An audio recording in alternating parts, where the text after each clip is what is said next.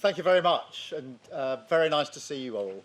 And Mr. President, let me welcome you again for this unprecedented second state visit. And it's a great pleasure for me personally to welcome you to my home from home here at Chequers. And thank you very much for taking the time to say hello to the staff, who are absolutely, they've done a brilliant job, and they've been preparing for weeks. And it's really so good to have you here. So thank you so much. You are among friends, and I think we all agree there's so much to celebrate in the special relationship between our two countries. By standing together in war and in peace, this bond is the very foundation of our security, our freedom, and our prosperity. But what is the relationship all about when it comes down to brass tacks? It comes down to leaders, of course, leaders who respect each other, leaders who genuinely like each other. And it comes down to our unique relationship on defence, the closest the world has ever seen. It comes down to the connections between our people, ties of family and friendship. The President himself is a shining example of that. But it also comes down to business, to all of you here, and thank you so much for coming here this afternoon. It's fantastic to have you with us as the best evidence of that people-to-people, business-to-business relationship that thrives in the special relationship. In so many ways, this story is a story about enterprise. The US is our single biggest, largest trading partner. Companies like BP, GSK, Rolls-Royce, and AstraZeneca employ thousands of people in the United States. American companies like Microsoft, Citigroup, Boeing, Amazon, and Blackstone do the same here. Together, we support over 2.5 million jobs across both economies. So this relationship is embodied in each and every one of you here today. We have, if you like, the great and the good of British and American business sitting with us. Leading lights in tech like Jensen, Ruth, Demis and Satya. Finance, Jane, Larry and Steve. And of course in pharma, in defence, energy and manufacturing. It is really great to see you all again, I should say, because of course we were together yesterday and we know each other very, very well, which is exactly as it should be. And just look at what we're achieving today together. The deals and investment that you're announcing today break all records. What a day.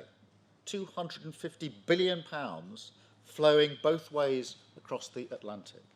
It is the biggest investment package of its kind in British history by a country mile.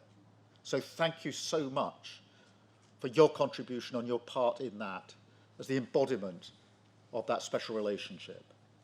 And let me spell out what that means. It means life-changing investments across the United Kingdom.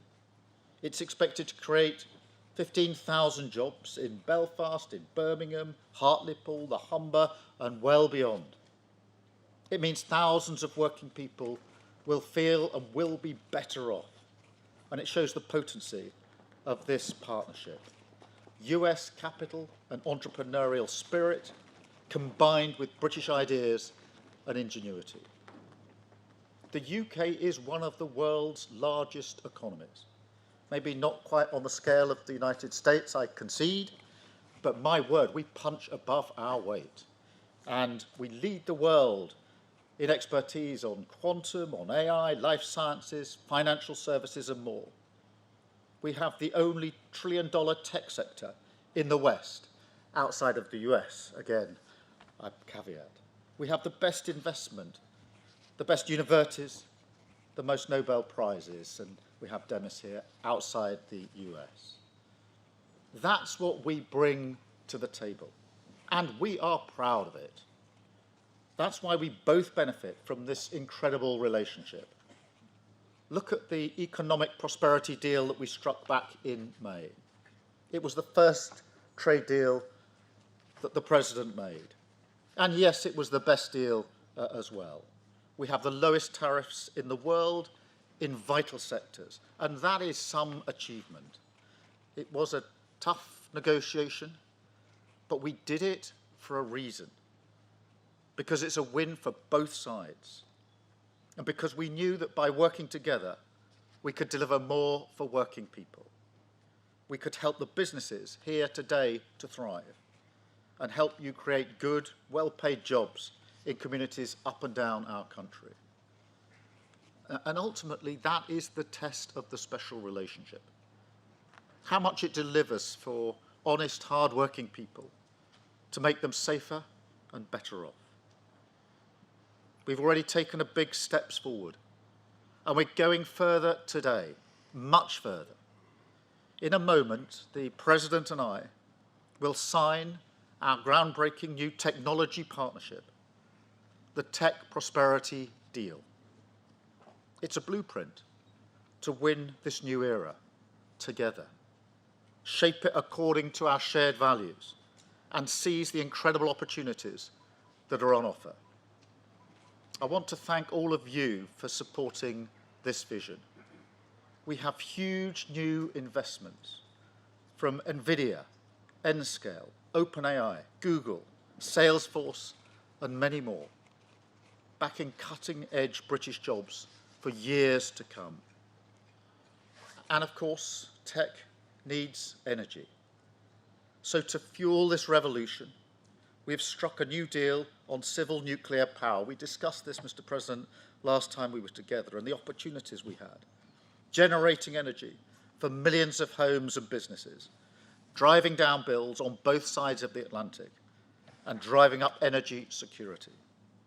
So I want to thank everybody here for supporting this too, with brilliant job-creating investments from Momentum and others, including building up to 12 advanced nuclear reactors in the northeast. So this is a great day for the special relationship, a celebration of what has gone before, of course, but more than that, a moment to deliver investments, jobs, and deals which will improve people's lives now and light up the special relationship for years to come. So thank you all. And now it is my pleasure to hand the floor to my friend, our friend, President Trump. Thank you very much. Thank you, and great job.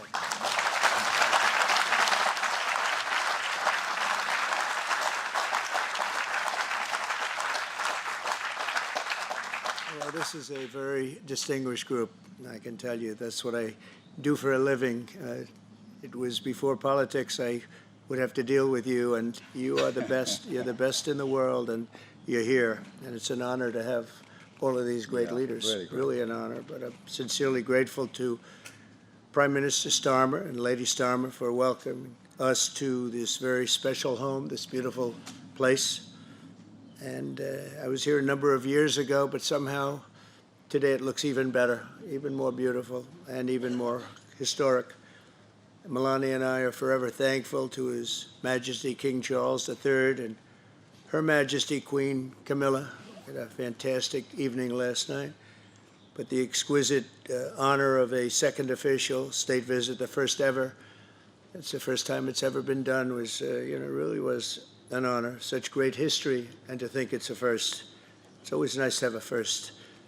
But the ties between our countries are priceless, and it's really an inheritance. It's a beautiful inheritance. Today we're making those ties closer than ever before. We've done some things that financially are great for both countries, and we work together, and it keeps us together, and I think it's an unbreakable bond we have, regardless of what we're doing today. I think it's unbreakable. But this is very big, and I want to thank all of the incredibly talented business leaders, the best in the world, biggest in the world, here this afternoon for investing in the Anglo-American Alliance, and you personify an important part of the unique national bond and really a world bond. What you've done is incredible. Our two countries do a great deal of business together. $340 billion last year was the number. In May, the United Kingdom became the first country to make a trade deal with the United States during my second term, and we sort of wanted to make it the first because the bond is so strong and the relationship so long. That agreement will create billions of dollars in opportunities for American farmers to sell their products into the UK, reduce barriers to trade, and give the U.S. manufacturers better access to the UK's world-class aerospace supply chain, which is really is world-class. A lot of people don't understand it, the importance of that particular asset that you have. It's a beautiful job you've done. There's no more natural partnership in the world. Together, we're building up the industrial capacity of both of our countries, which is crucial to our defense. And we work so well together in defense. I met so many of the leaders of your defending group, and many of them I've known by name, but now I know them pretty well. We had some very good meetings today and yesterday. So we're taking the next logical step with a historic agreement on science and technology partnerships, and this will create new government, academic, and private sector cooperation in areas such as AI, which is taking over the world. I mean, I'm looking at you guys. You're taking over the world, Jensen. I don't know what you're doing here. I hope you're right. All I can say is we both hope you're right. But it's pretty amazing. Quantum computing, fusion, 6G, and civil nuclear energy, and align our nations through the approach of centered deregulation and innovation. And we're going to have a lot of deregulation and a tremendous amount of innovation. It's just happening. But this new accord is already helping spur a massive wave of private sector deals worth over $350 billion alone, headlined by a $136 billion from Blackstone. That's very nice. Steve, thank you. That's why you have that location, I think. It's considered the best seat of the year. Yours is pretty good too, Jensen. That's good. That's great, Steve. You know what you're doing better than anybody. American company X Energy and British company Centrica has been announcing, and really for a long while they've been talking about this deal, the deployment of modular nuclear reactors across the UK, all across the UK. It's been in the wind for a couple of years, and now we're getting it done, generating more than $50 billion in economic value, creating up to 2,500 jobs, and powering 1.5 million homes. That's a lot of homes. 7 decades after British genius Alan Turing pioneered the field, this agreement will also help America and our British allies dominate the future of artificial intelligence. You need the energy. You have to have the energy. That's one thing I learned very quickly. They need a lot of electricity. Yeah. In the United States, you need double what we have right now just to maintain that fight. We're right now, and I want to say, leading China and the world by a lot in AI, a lot. And we're creating tremendous amounts of energy and letting you create your own electricity in many, many cases. And we're giving you very rapid approvals. We're getting them approvals like they've never seen before. They used to wait 15 and 20 years to be rejected. Now they wait 2 weeks or 3 weeks to be accepted. That's a pretty big difference. And at the same time, we always have the environment in mind, but we move them along. But we're committed to ensuring that you have secure and reliable sources of American AI and quantum technology. We intend to always be the UK's strongest, closest, and most trusted business partner. Very important to us. The relationship is very important. 1 year ago, our country was in serious trouble. The King of Saudi Arabia, great gentleman, you all know him. He said, "Sir, your country was dead 1 year ago, and now you have the hottest country anywhere in the world," and it's true. We'll have more than $17 trillion invested in our country this year, 17 trillion, which is many, many times what we had last year, and we're only in our just about almost 9th month, it's moving along quickly. It's amazing. I was saying we're in our 3rd month, our 4th month, our 5th month, but we're at, it's going to be over $17 trillion. No country has ever had anything like that, even close. GDP last quarter was 3.3%. Despite all of the things we're doing, one of the things we're doing, which I'm very proud of, is the border. We now have a totally closed border, totally secure for 3 months. 0 people came into our country, bad people. And they come in, but they have to come in legally. We have a great process going. And inflation is virtually non-existent. As you know, we're taking in trillions of dollars from tariffs, and they've been so incredible for our country, so incredible. We're keeping our companies happy. We're keeping them solid and sane, and they're very, very thrilled at what's happened. They can't even believe it. And we've never seen investment like this. Without the tariffs, we would have just a fraction of that. And we're really the only one that can do tariffs. Nobody else is able to do them. With us, it works because people have to be there. But we've slashed 30-year-old regulations. And as you know, in my first term, we had a very successful first term. We had the greatest economy in the history of our country. And we had the biggest regulation cut in the history of our country. And now we're doing it again. We're slashing them at a level that is even beyond what we did in the first term. The first term, we did more regulation cutting by 4 times at any other time that any other country has done or that we've done. And we think we're going to exceed that this time. And we'll have regulation, but it'll be sane regulation. It'll be regulation that allows you to compete and do your thing, or regulations that you're able to get around and do things and you no longer have that regulation. But we slashed regulations at a level that's never been done before, and we're doing it at the same level right now. I recently signed the largest tax cuts in our country's history, and the bill includes a 100% expensing for investments in equipment and factories. Nobody's ever seen anything like that, and it lasts for a 10-year period, so it's going to be there for a while. But the countries and companies are coming into our country for the expensing aspect of the bill. It was in I call it the big, beautiful bill, the great, big, beautiful bill. We got so much, the largest bill ever passed in the history of our country. In fact, so big that we really don't have to pass too much anymore. We can just do this for 4 years, implement. You know, I like to implement because the bills are wonderful, but you have to implement. But the expensing is going to be the reason, I think, that bigger than anything else, when you have 1 year expensing, you can write everything off for the first year, including structure. So you didn't even have that in the first bill. I think it was the biggest factor in the first bill why it led to such growth. And this is actually a better form of expensing, and it's actually more significant. So today, America is strong. Our economy is, I think, potentially the strongest it's ever been. We'll see very soon those big places that are being built all over the country. Car companies are moving in. AI is moving in. Everybody's coming in. They all want to be here. The drug companies are coming back. They all want to be there. They sort of have to be there, but they want to be there.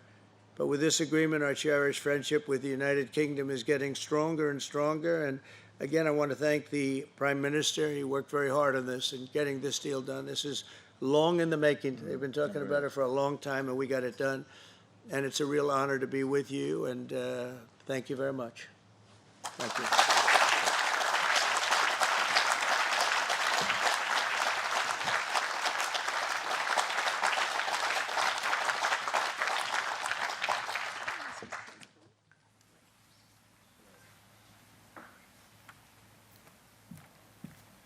Sign this, Howard? Where's Scott? Did I sign this? Are you sure, Scott? If the deal's no good, I'm blaming you, Scott. It's a great honor.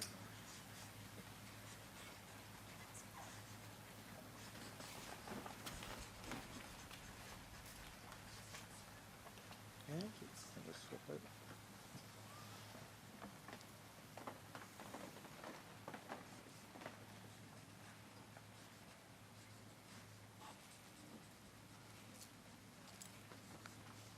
Okay, hold that up. Yeah.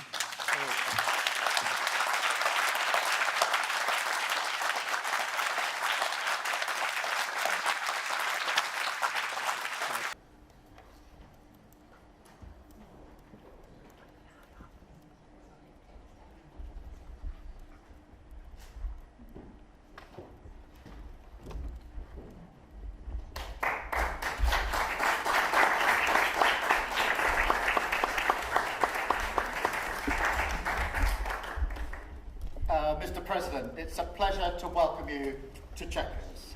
This historic second state visit is a moment to celebrate the unique bond between our two countries. But today we've gone far beyond that. We've renewed the special relationship for a new era. The United Kingdom and the United States stand together today as first partners on defence, first partners in trade, with the groundbreaking deal we struck in May, and now with the new agreement that we've just signed this afternoon. We're confirming our status as the first partners in science and technology, ready to define this century together, just as we did the last. This tech partnership has the power to change lives. It's our chance to ensure that technologies like AI, quantum, and others amplify human potential, solve problems, cure diseases, make us richer and freer, strengthen the cause of democracy, not tyranny. This is the territory on which the future will be run. So this partnership today is a signal of our determination to win this race together and to ensure it brings real benefits in jobs, in growth, in lower bills, to put more hard-earned cash in people's pockets at the end of each month. That's what we're determined to deliver. And we're bringing businesses with us. We've just come from a fantastic meeting with business leaders where we set out this vision. They have responded with new deals and investment, breaking every record that we have. £250 billion flowing both ways across the Atlantic. That is a record. Expected to create 15,000 jobs here in the United Kingdom. High-skilled jobs in cutting-edge sectors where people can build careers for the long term, changing lives in communities up and down our country. And look, while we shape this bond for a new era, the fundamentals have not changed. Security remains the cornerstone of this special relationship. We have the deepest, most advanced defence relationship in the world. Our warriors train together and they fight together. Our industries build together. Everything from fast jets to the new AUKUS-class submarines. So now, as we drive up defence spending, we're going to sweep away the barriers to working together on new defence technologies so we can stay ahead of our adversaries. We're united in defence and security. Yes, absolutely. But we're also united in the pursuit of peace. We are working together to end the humanitarian catastrophe in the Middle East, get the aid in, free the hostages, and ultimately bring Israel and the region back towards a comprehensive plan which can deliver peace and security for Israelis and Palestinians alike. We're also working together to end the killing in Ukraine. In recent days, Putin has shown his true face, mounting the biggest attack since the invasion began, with yet more bloodshed, yet more innocents killed, and unprecedented violations of NATO airspace. These are not the actions of someone who wants peace. So we've discussed today how we can build our defences further, support Ukraine, and decisively increase the pressure on Putin to get him to agree a peace deal that will last. And President Trump, you have led the way here, and we will continue to stand and work together for security and for peace. Mr. President, next year we'll celebrate the 250th anniversary of the United States. We've come on a long journey together since 1776. But it's no exaggeration to say that the partnership our two nations have built has shaped the world from the beaches of Normandy to the founding of NATO, to the creation of technologies that have revolutionised our lives. Time and time again, it is British and American men and women side by side, changing the path of history and turning it towards our values, towards freedom, democracy, and the rule of law. In Britain, we take huge pride in that. And let's be clear, this relationship is not just about history, it's about the future. It's about the benefits it delivers now and for decades to come, to make our people safer and better off. We've shown today that we're delivering those benefits, improving people's lives. So we will go into that anniversary year more optimistic than ever and more confident than ever about our two great nations and what they can achieve side by side. Thank you. And it is now my pleasure to give the floor to Mr. President. Thank you. Thank you very much. Prime Minister Starmer, Melania and I are tremendously thankful for the wonderful hospitality that you and Lady Starmer have extended today at Chequers. Quite the place, I must say, quite the place. And we're grateful beyond words for the spectacular honor of the state visit yesterday at Windsor Castle, hosted by His Majesty King Charles III and Her Majesty Queen Camilla. These are two fantastic people. We will never forget it. As I said last night, the bond between our countries is like no other anywhere in the world. The United States and the United Kingdom have done more good on this planet than any two nations in human history. That is thanks in large part to the traditions of British liberty, which grew up on these isles, these beautiful, magnificent isles, and were carried by our ancestors to the New World. We're forever joined, and we are forever friends, and we will always be friends. This enduring connection is why I was thrilled that the United Kingdom was the very first country with which we made a historic trade deal, and a very good trade deal. He's a tough negotiator. I think it was a better deal for you than us, but he's It's a very good deal for both. He is a great negotiator who will extend our unparalleled security alliance into the realm of economic security for the first time, and I look forward to finalizing it very soon. We'll have it done very quickly. We have also just signed a historic technology prosperity deal, one of a kind, to ensure our countries lead the next great technological revolution side by side. In fact, we just left the business leaders, the biggest in the world. Some are in this room right now. And that was quite a meeting we had on business and trade and technology.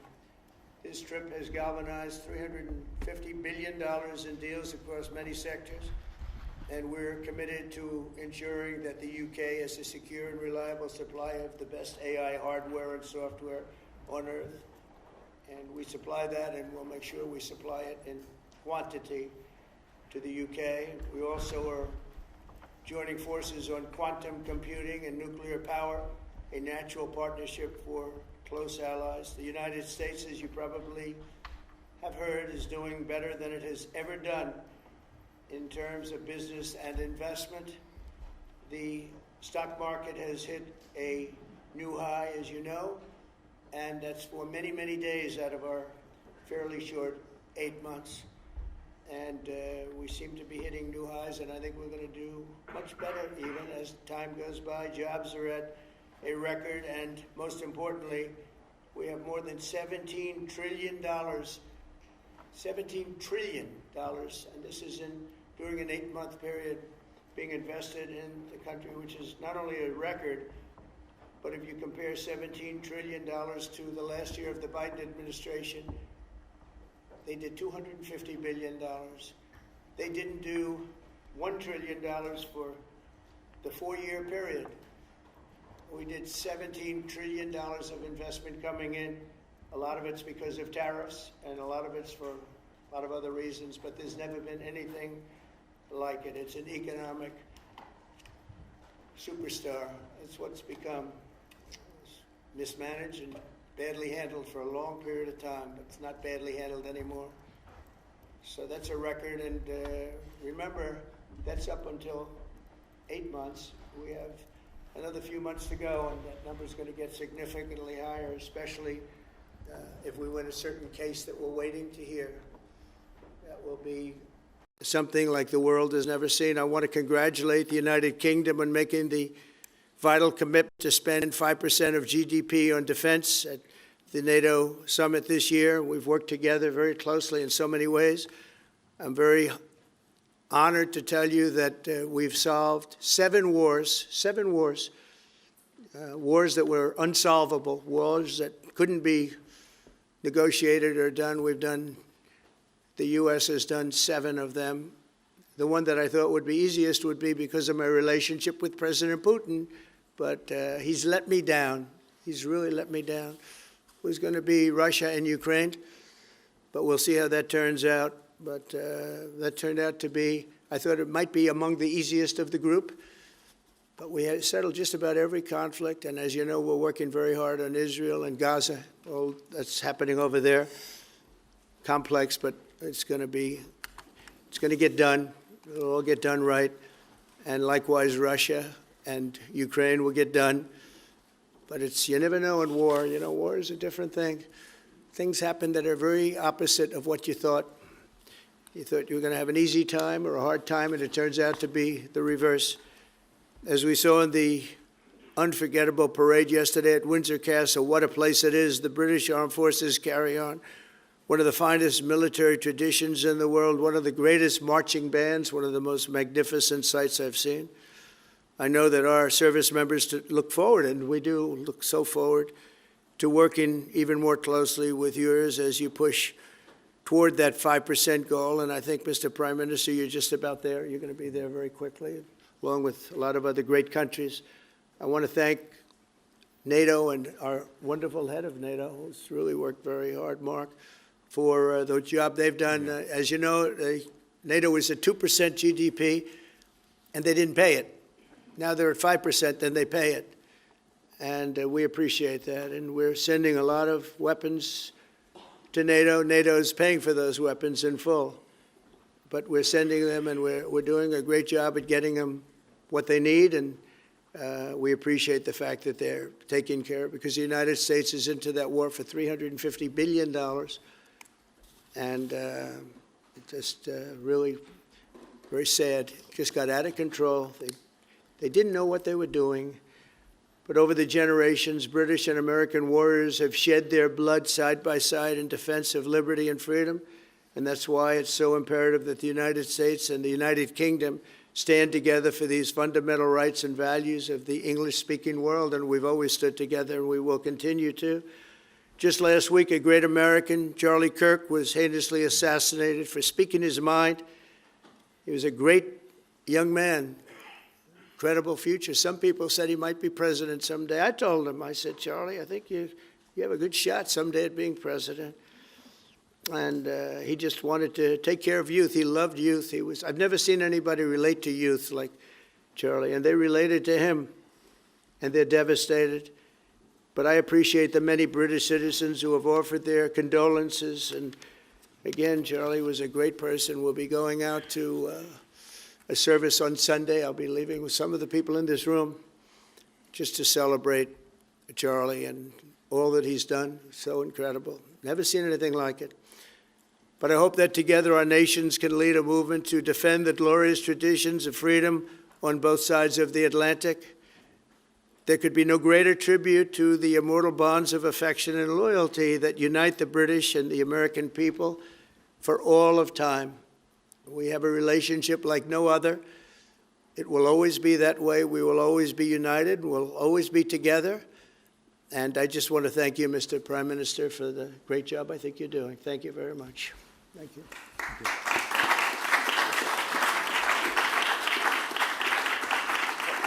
Thank you very much, Mr. President. We're going to take some questions. I'll call 2 or 3 to start with, and then I'll pass over to the President.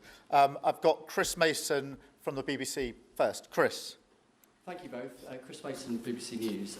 Mr. President, the UK is expected to recognise a Palestinian state in the coming days as the killing in Gaza continues. It often seems that you're the only person that Israel will listen to. What more can you say to them to tell them to stop? And why is the UK's position on a Palestinian state, in your view, wrong? And Prime Minister, what will the recognition of a Palestinian state actually achieve? Is it not just gesture politics to appease people in your own party? Thank you both. Well, Chris, let me just start with that, because we discussed this amongst other things. We had the best part of an hour, I think, upstairs earlier today, just one-to-one, going through a number of affairs, world affairs, in private. And we absolutely agree on the need for peace and a roadmap, because the situation in Gaza is intolerable. The hostages have been held for a very, very long time, and they must be freed. And we need aid to get into Gaza at speed. And so it's within that context of a plan for peace, which we're working hard on, which not only did we discuss this morning, but our two teams have been working together on, that the question of recognition needs to be seen. And so it's part of that overall package which hopefully takes us from the appalling situation we're in now to the outcome of a safe and secure Israel, which we do not have, and a viable Palestinian state. Thank you. Well, simply, I want the hostages released now, right now, not 1, 2, we'll give you 3 more tomorrow, and, you know, like it's been, but we're the ones that got all the hostages released. We got many, many came to the Oval Office, and I've heard stories like I've never thought even possible. There was no humanity, no anything. I said to them, I said, was there any warmth shown during this stay? Like they offered you a little extra meal, they gave you a little smile, and they said, don't worry, you'll be okay. And every one of them said, not even a little bit. Amazing, you know, to think that during this stay, long stay in some cases. We had a man the other day, 451 days he was there. I always ask that question. And was there any warmth shown? Just a little word of, you know, encouragement. And the answer is every time, absolutely not. I'm shocked to hear it, because in the worst cases, there's always somebody that comes through. We have to remember October 7th, one of the worst, most violent days in the history of the world, not just there, the history of the world. And I got to see the tapes, and I wish I didn't see them, actually, but I got to see them. And I want an end. I want the hostages released, and I think it's going to be okay. But it has been a brutal period of time. But this has been going on for a long time. This is not something that's over the last year, 2 years. But this has been for decades and decades. But we want it to end. We have to have the hostages back immediately. That's what the people of Israel want. They want them back. And we want the fighting to stop. And it's going to stop. But a lot of bad things. You know, Hamas said that they're going to put the hostages up as bait.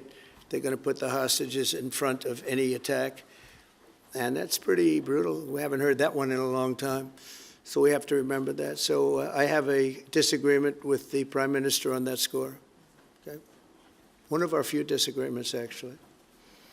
Sorry. Can I take Jack from The Sun? Jack. Thank you both. Jack Elson from The Sun. Mr. President, in the 9 months you've been in office, you've been incredibly successful in all but eliminating crossings on your southern border. Yeah. Meanwhile, illegal migration is at record levels in Britain. The Prime Minister is trying to tackle that. What advice would you give to the man standing next to you on trying to stop illegal migration in Britain? And Prime Minister, if I can just ask, the President is all about drill, baby, drill in terms of trying to secure American energy and cut bills for Americans. Meanwhile, you are turning Britain's back on oil and gas in favour of renewable energies, such as wind turbines. Why do you think that you are right and he is wrong? So we had millions of people flowing in, totally unchecked, totally unvetted from the Biden administration. 25 million, in my opinion, that would be about 25 million. They came from prisons, they came from mental institutions, they were gang members, they were drug dealers. They came from the Congo. They came from all parts of South America. They came from everywhere. Think of it, prisons from the Congo being released into the United States. Prisons opened up in Venezuela and many other countries pouring into the United States.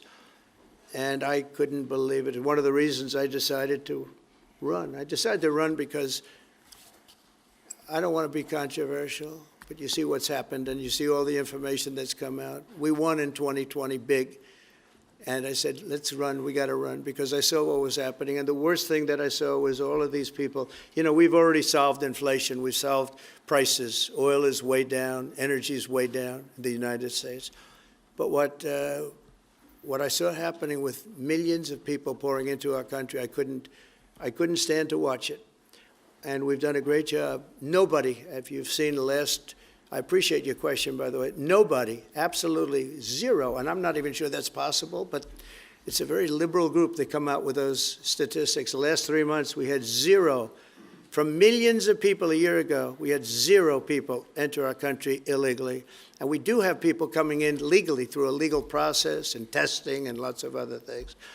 I think it's very important, and we speak about it, and I think your situation is very similar. You know, you have people coming in, and I told the Prime Minister I would stop it, and it doesn't matter if you call out the military, it doesn't matter what means you use, but it's going to destroys countries from within. And we're actually now removing a lot of the people that came into our country. It's a very hard chore. We were given a very, very bad hand. Millions of people came in from prisons and mental institutions. We have to remove them. And we are removing them. We have no choice, and I feel very strongly about it. Thank you very much.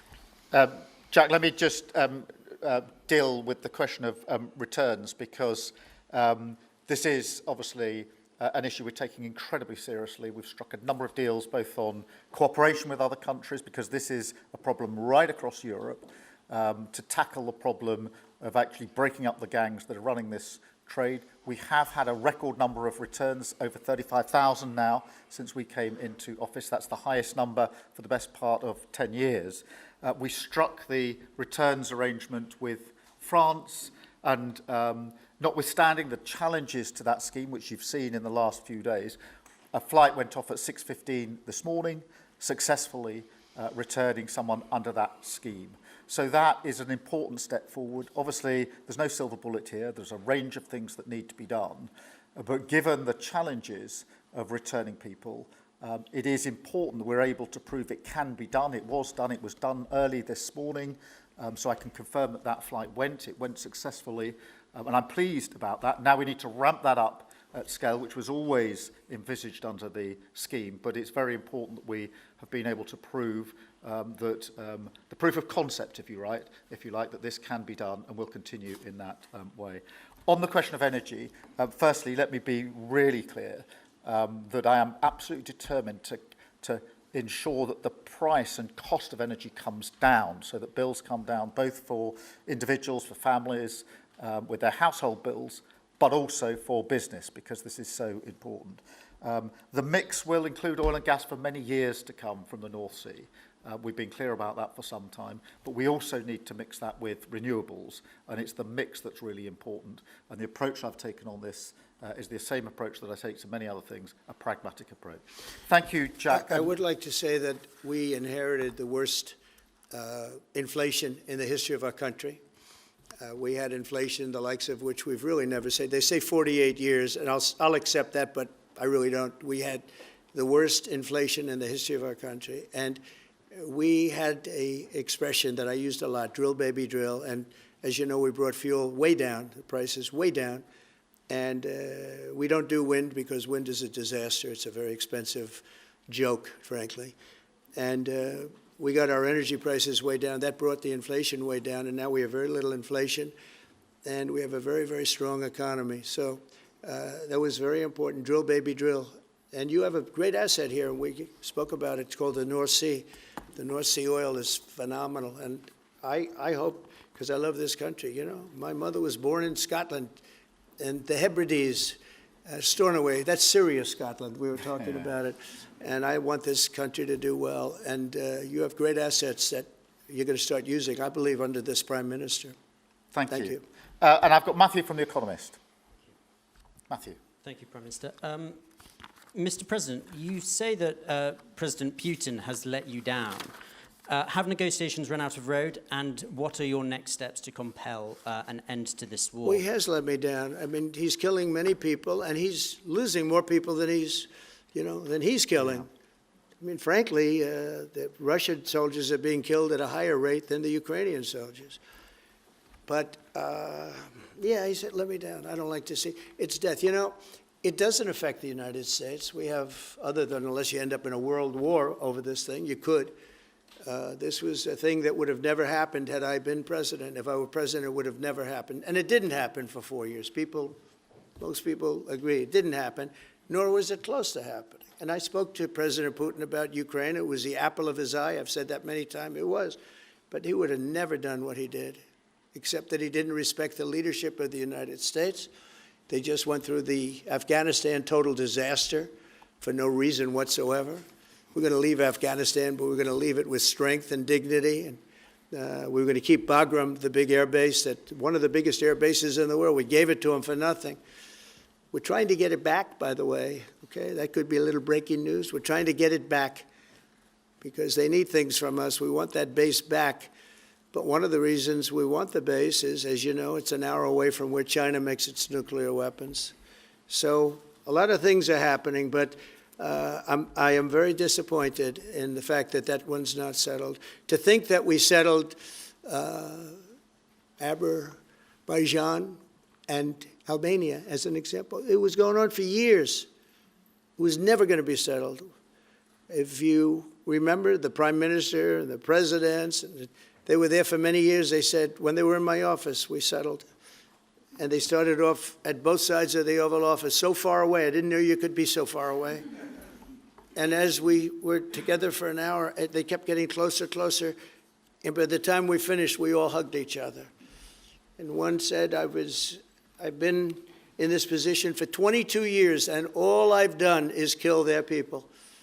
The other was there for 7 years, and all he did was kill their people. And we got it settled. And we did others, as you know. The Congo, we settled the Congo with Rwanda. That was going on, and that was a machete war. That was a gruesome war. Many people, close to 10 million people killed. We got that settled. My biggest disappointment, but it's, you know, look, we did 7, and most of them were not thought to be settleable. We did India and we did Pakistan. That's 2 nuclear. That was purely for trade. You want to trade with us, you're going to have to get along. And they were going at it hot and heavy. But the Russia situation, I hope we're going to have some good news for you coming up. But again, it doesn't affect the United States. And look, it doesn't so much affect you. Of course, you are a lot closer to the scene than we are. We have a whole ocean separating us. But I will say this, it's millions of people have died in that war, millions of souls. And they're not American. The soldiers, mostly soldiers, as you know. The soldiers are being killed at levels that nobody's seen since the Second World War. But they're being killed, and I feel I have an obligation to get it settled for that reason. Thank you. And just to add on that question, because we have to put extra pressure on Putin. And it's only when the president has put pressure on Putin that he's actually shown any inclination to move. So we have to ramp that pressure up. I think it's important to have this conversation in the context of what's happened in recent weeks. We saw damage and bombing to the British Council in Kyiv. These are targets that it was thought until recently were not targets that would be hit. The British Council, the European Union Embassy, the Council of Ministers, where President Zelensky's ministers' work was hit. Again, these were thought to be places that wouldn't be hit. And then the incursion into Poland last week. And if you put that together, what you can see is either an emboldenment or at least an increased recklessness on Putin's part. And that's why I said earlier that they're not the actions of someone who wants peace. So we have to ramp up. And we discussed earlier today, we have built the coalition of the willing with British leadership and French leadership, stepping up with military planning in the seas, in the sky, on the ground, and ramping up what we do with the Ukrainians themselves. And of course, that taken with an American guarantee is now an example, I think, of the challenge of Europe stepping up to the plate, which it has done in the last few months, to show through what we and the French have done that we're prepared to take the lead in this and take the necessary measures. But that's a war that could have been a third world war, and I don't think we're going to be there now. But that was heading to a third world war. And what a shame it is. What a shame it is. Mr. President, do you want to call some of the I would love to call a outlets? few of them. Bev, do you want to have a question? I've got to come back to you. Bev Turner, GB News. Thank you. Having been in DC for a few weeks, it's really interesting to see how you run the country as a proud Christian leader. And it really begs the question to the Prime Minister, if you don't mind, are we still a Christian country? But also... When you say we, are you talking here or? Here. The Here? UK. I'm still British. I might I'd live in rather America. have I'm him still answer British. that question. But also, I can't give you that answer. that's for the Prime Minister. But also, despite what we talked about in Scotland a few weeks ago, we still have 12,000 people a year here being arrested for social media posts, for free speech violations. Does that not remain an important area that there is still a lot of disagreement on? I'd like to have you answer that. Yeah, look, I mean, in terms of a Christian country, I was christened, so that is, my church has been all my life, and we are, that is wired into our informal constitution. Of course, we celebrate many other faiths as well, and I'm really proud that we're able to do so as a country. And on free speech, that has long lived in this country, free speech. It's one of the founding values of the United Kingdom, and we protect it jealously and fiercely, and always will, and we will bear down on any limits on free speech. I draw a limit between free speech and the speech of those that want to peddle paedophilia and suicide social media to children, and therefore I'm all for free speech. I'm also for protecting children from things that will harm them, paedophiles, those that peddle suicide, which has had a terrible consequence for individual, particularly teenagers. And so that's the balance we strike. But we have had freedom of speech in this country for a very long time, and we will always protect it. Thank you. Thank you very much. Brian, please. Thank you. Prime Minister, it's good to see you again. You have a beautiful country. Thanks for having us. Thank you for being Two here. questions. One, just recently, President Trump labeled Antifa domestic terrorists. Would you consider doing something like that in your country? Well, we obviously will take decisions for ourselves. I don't want to comment on the decisions of the President, but we take our decisions ourselves. And my question to you, President Trump, is there any update on the auto pen? Yeah, it's just gotten worse from their standpoint. The people that used it, and in particular one person, was never told by Biden to do it, only spoke to Biden twice, and that was just talking about the weather, not talking about any order. And he was taking orders from people other than Joe Biden. Joe Biden wasn't giving those orders. You know, Joe Biden didn't believe in open borders. He didn't. I've known him for a long time. He was never the brightest bulb in the ceiling, as we know. You can go back 40 years ago and you'll see that. Go back and take a look at the hearings on Justice Thomas, and you'll see that very much. But he didn't believe in open borders and all of this nonsense that they're peddling now, which is why they're not in office any longer. It's a shame. The auto pen was illegal. It was illegally used. He never gave the orders. He never told them what to do. And I guess the only one he signed, or one of the few he signed, was the pardon for his son. But you had the congressman who, when they got the information, they found out they were guilty, and they deleted and destroyed all information, everything. You couldn't get any of it. They found out that Nancy Pelosi actually was offered the 10,000 soldiers, and she turned them down. They found out many things that were very bad. So they deleted and destroyed all information. You talk about freedom of the press and freedom of speech. How about that one? And there's not a thing. This is after a year and a half of hearings. They destroyed everything. And somebody's got to be held responsible. So Biden, what he did is they knew, I don't think he knew, but somebody knew. I don't think Biden had a clue about anything, if you want to know the truth. But they gave a pardon to those congresspeople. They gave a pardon. Those people are so guilty. They gave a pardon, but Biden didn't know about it. The people, whether it's Lisa or any of those people in there that really ran it. I know them all. And they're sick people. They're smart people. They're very smart. They're probably brilliant, but they're sick in ideology. And they were running the auto pen. And it was totally illegal what he did. And I hope it's going to be so adjudged. Do you want to take one more and then I'll Okay. go back to some British? Let's see. Peter, go ahead. Thank you, President Trump. In the deal that you're working on for the Chinese to sell TikTok to an American buyer, are the Americans going to have to come up with their own algorithm, or are they going to continue to use the successful but addictive Chinese algorithm? So what we're doing, and we're speaking to President Xi on Friday to see if we can finalize something on TikTok, because there is tremendous value, and I hate to give away value, but I like TikTok. It helped get me elected. In fact, Charlie said, "Sir, you ought to get on TikTok. You'd be great." I said, "Really? Tell me about TikTok." And we, as you know, we did unbelievably well with youth, like at a level that no Republican has ever even dreamt of.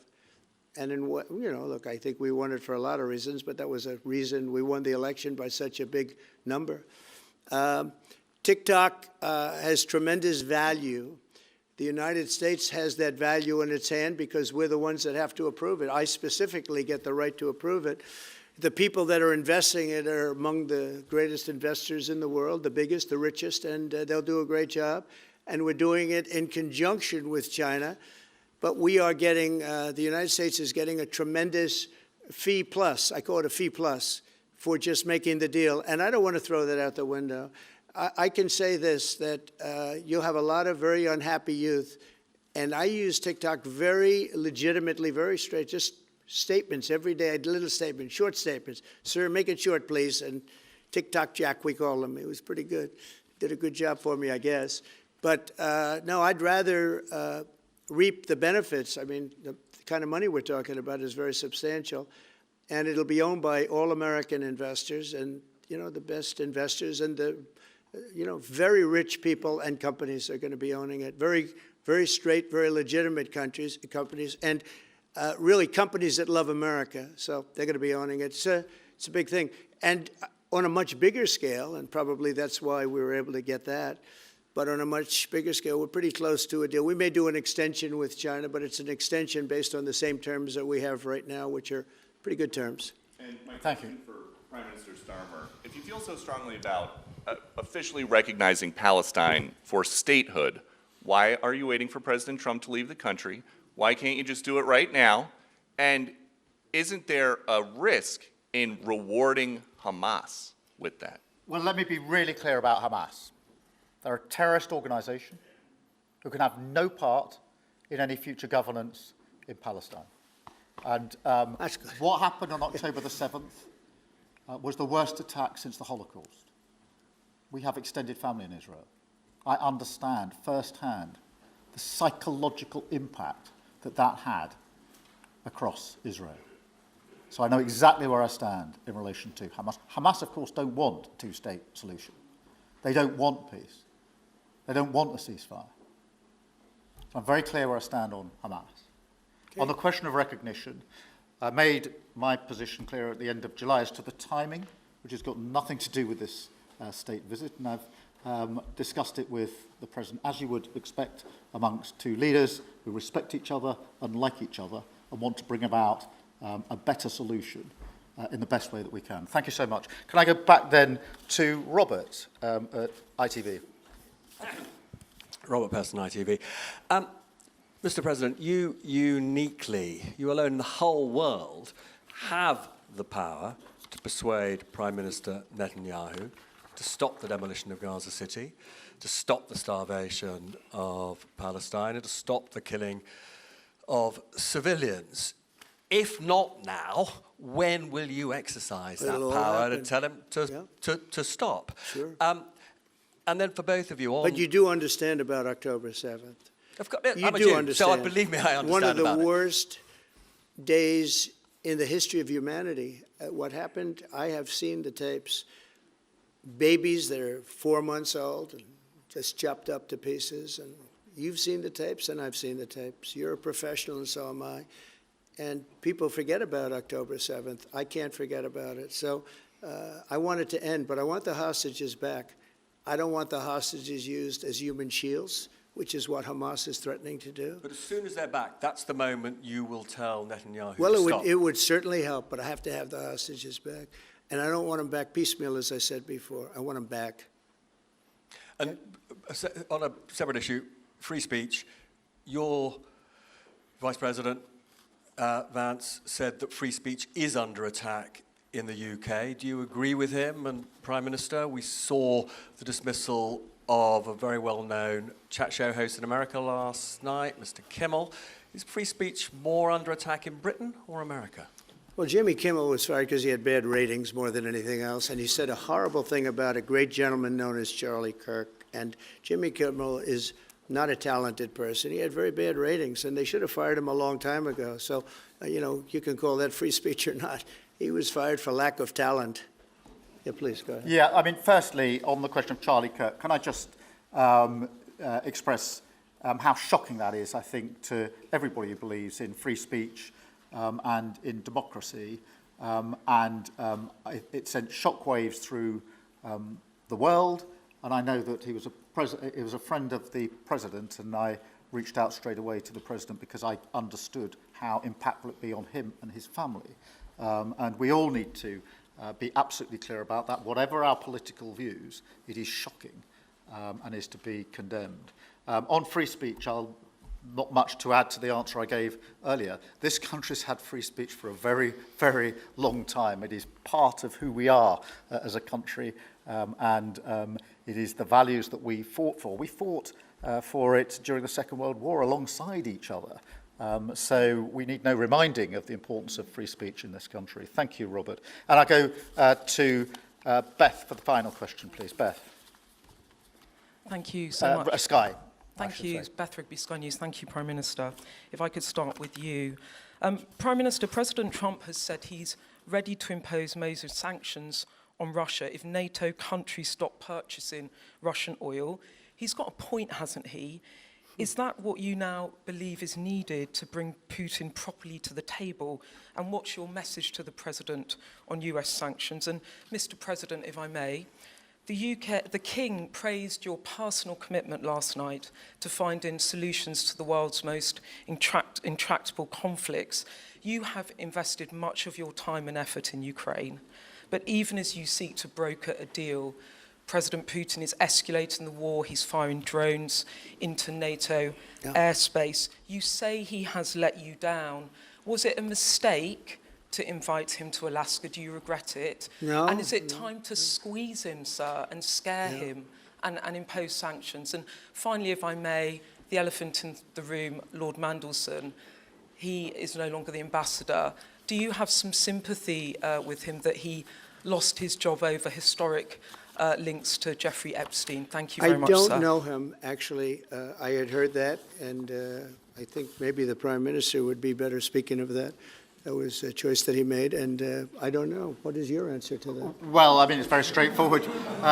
Some information came to light last week which wasn't available when he was appointed, and I made a decision about it, and that's very clear. On the question of the pressure on Putin and on Russia, which is obviously really important. Look, I think it is a challenge to Europe. There are a number of European countries which are too reliant on energy from Russia. The UK actually obviously has almost got nothing at all, but we do need to bear down and work with our European counterparts here. There are one or two countries, I think, that do need to look again at the question of energy. There's no one silver bullet here. We do have to have a wider suite of sanctions, which we've put in place a number of times, working across Europe and with the United States. And of course, we must, and we are, making sure that Ukraine is in the strongest position now, because one of my long concerns here has been that whilst we talk about a ceasefire, and we all want a ceasefire, and we talk about what might happen after a ceasefire, we mustn't forget that Ukraine needs our support now. And we've said we stand with Ukraine from the start to the finish, and that means we must continue to supply them with what they need in order to fight this war, which of course resulted from and is a result of Russian aggression. We have particularly done the sort of leadership role in the coalition of the willing, so that if there is a ceasefire and if there is a deal, and I do hope there is, that is then lasting and not then broken, because given previous history, I don't trust Putin. Thank you. Very simply, if the price of oil comes down, Putin's going to drop out. He's going to have no choice. He's going to drop out of that war. And when I found out that the European nations were buying oil from Russia, and as you know, I'm very close to India. I'm very close to the Prime Minister of India. I spoke to him the other day, wished him a happy birthday. We have a very good relationship. He put out a beautiful statement, too. We have, but I said, you know, I sanctioned them. China is paying a very large tariff right now to the United States. But I'm willing to do other things, but not when the people that I'm fighting for are buying oil from Russia. If the oil price comes down, very simply, Russia will settle. And the oil price is way down. You know, we got it way down. We're drilling and we produce more oil than anybody else in the world. We're doing a lot. But I was disappointed to see that. And the Prime Minister was disappointed to see that. And it wasn't him. It was other countries. And you can't do that. You can't do that. You can't. That's not playing fair with the United States. And we can't have that. Thank you. Thank you very much indeed. Thank you. Thank you. Thank you. Thank you.